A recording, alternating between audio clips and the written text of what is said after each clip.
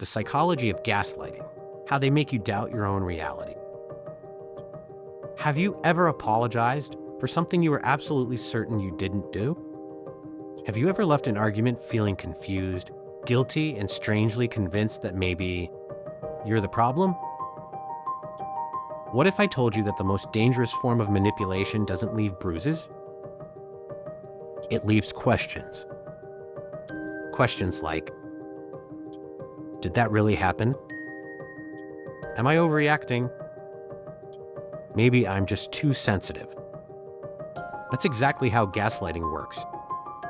Not by controlling your actions, but by controlling your perception of reality. Today, we're diving into the psychology of gaslighting, why it works, why intelligent people fall for it, and how someone can slowly rewrite your reality without you even realizing it's happening. Because once you understand the game, you become much harder to play. Imagine meeting someone who seems almost perfect.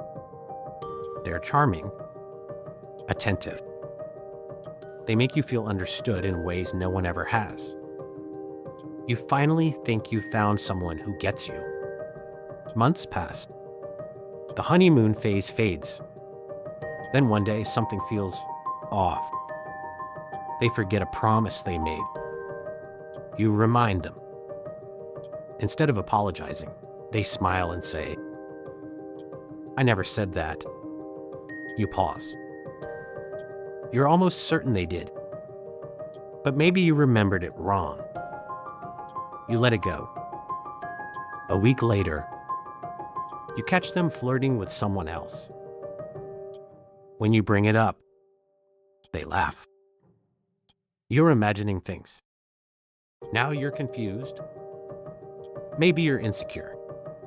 Maybe you're jealous. Maybe you're becoming the problem. Except you aren't. You're being conditioned. Gaslighting isn't just lying. Everyone lies. Gaslighting is far more calculated. It's the repeated attempt to make another person question their own memory, their emotions, their judgment, eventually, their sanity. The goal isn't winning an argument. The goal is making sure you stop trusting yourself.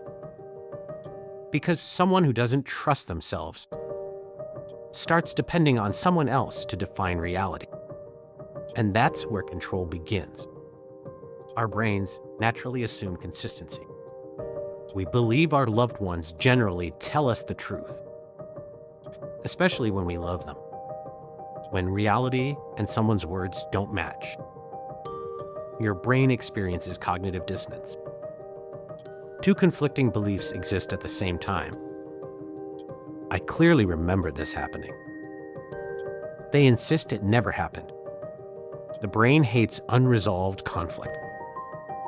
So instead of assuming someone we love is manipulating us, we often assume our memory must be wrong. That feels emotionally safer.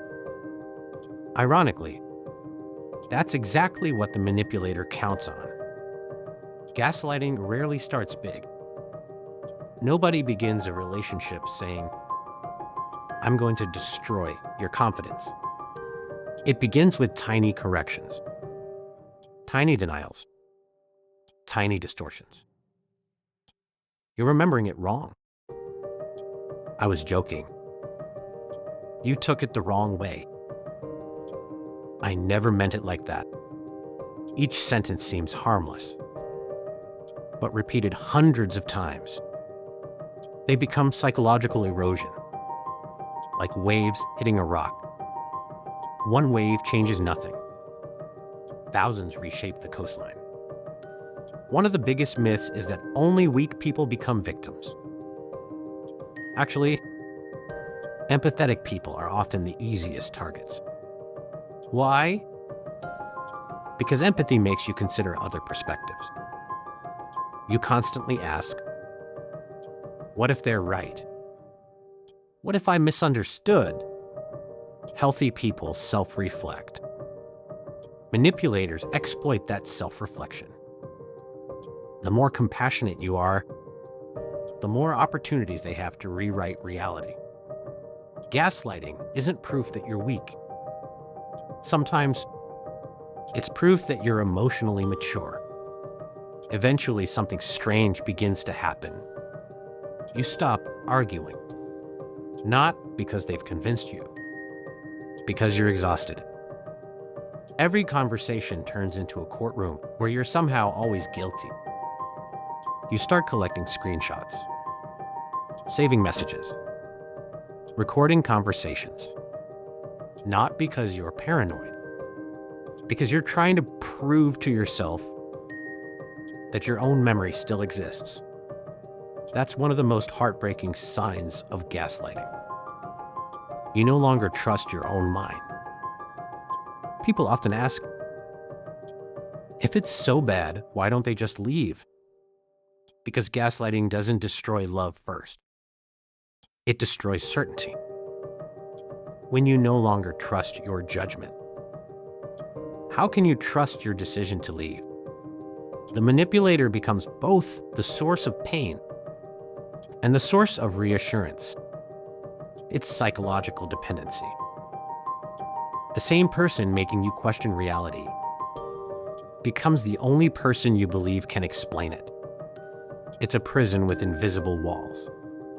Our memories aren't perfect recordings. They're reconstructions. Every time we recall an event, our brain rebuilds it. That means repeated misinformation can slowly influence how we remember experiences. Manipulators exploit this natural weakness, not because memory is broken, but because memory was designed to adapt. Unfortunately, that adaptability can be weaponized. Pay attention if you constantly hear things like, "You're too emotional. That never happened. Everyone agrees you're overreacting. You're crazy. You're impossible to talk to.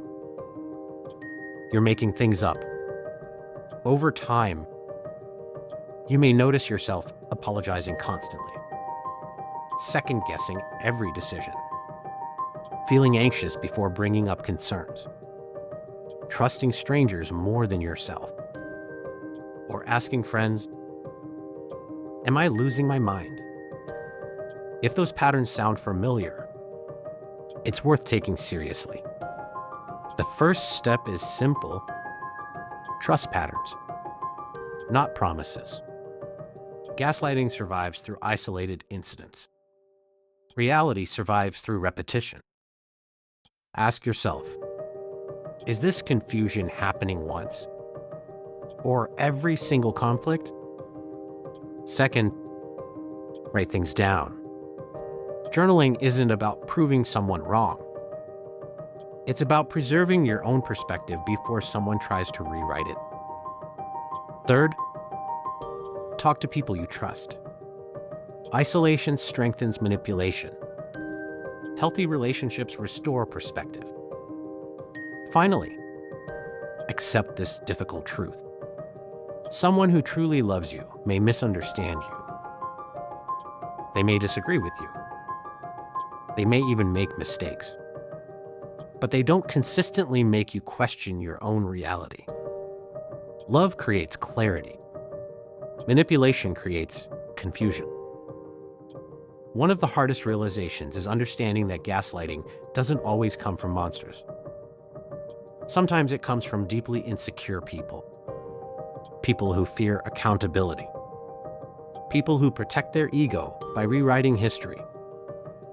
That doesn't excuse the behavior, but it explains why logic rarely changes it. Because the issue was never memory. The issue was control. Your intuition isn't always perfect. Neither is your memory. But neither deserves to be systematically dismantled by someone who claims to love you. Healthy love allows room for disagreement. Healthy love allows room for mistakes. Healthy love doesn't require you to abandon your own reality just to keep the peace. So if you've been feeling confused lately, if you've been questioning your own mind, maybe the problem isn't that you've lost yourself. Maybe someone has been slowly teaching you not to trust yourself. And that raises one final question. If love constantly makes you doubt your own reality, was it ever love in the first place? If this video resonated with you, don't forget to like, subscribe, and share it with someone who might need to hear this message. Until next time, remember, the strongest relationship you'll ever have is the one you have with your own mind.